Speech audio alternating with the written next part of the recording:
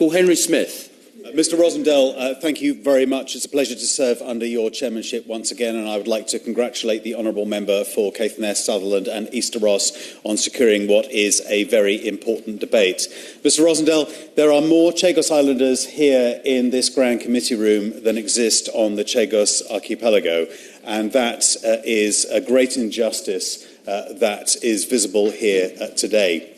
I first came across the issue of the Chagos Islands when I was a teenager, reading a book about the remaining British overseas territories, and I was appalled then that what happened under the Wilson administration in the late 1960s was the sort of appalling colonial abuse that one would have associated with 150 or even 200 years ago.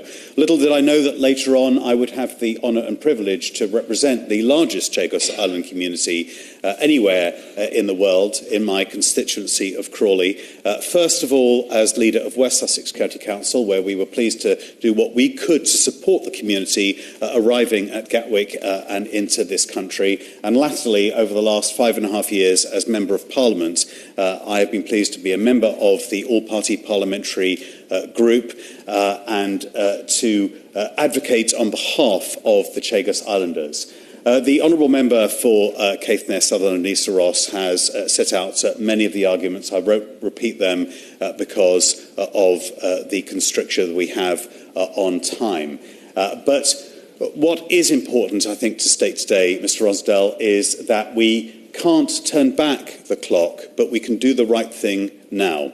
The honourable member was mentioning how people live next to air bases all around the world. It should be no different in the Chagos Islands. And I commend this government and the previous coalition government for at least starting the process of a consultation, which of course finally ended yesterday evening, and the anniversary of the creation of the British Indian Ocean Territory being in a couple of weeks' time.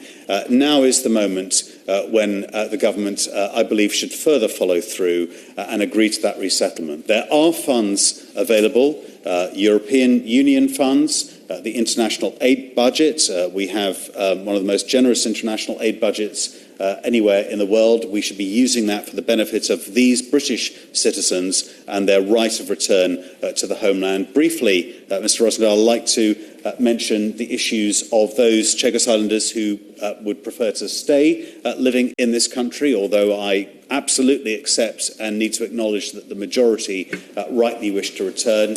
That, and I appreciate this is an issue for the Home Office, there needs to be further work done on passports and visa issues, which is something many of my constituents grapple with. I would like to thank members of the Chagos community in this country for the respectful way that they have fought for their rights, given the appalling injustice that has been done to them. On the issue of sovereignty, I think I will probably disagree with the honourable member who called this debate.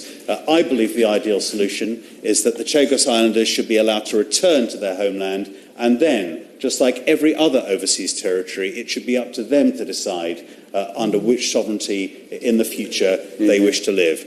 Given the time, Mr. Rosendale, I could say much more, but I would like to encourage other members to contribute as well. Thank you.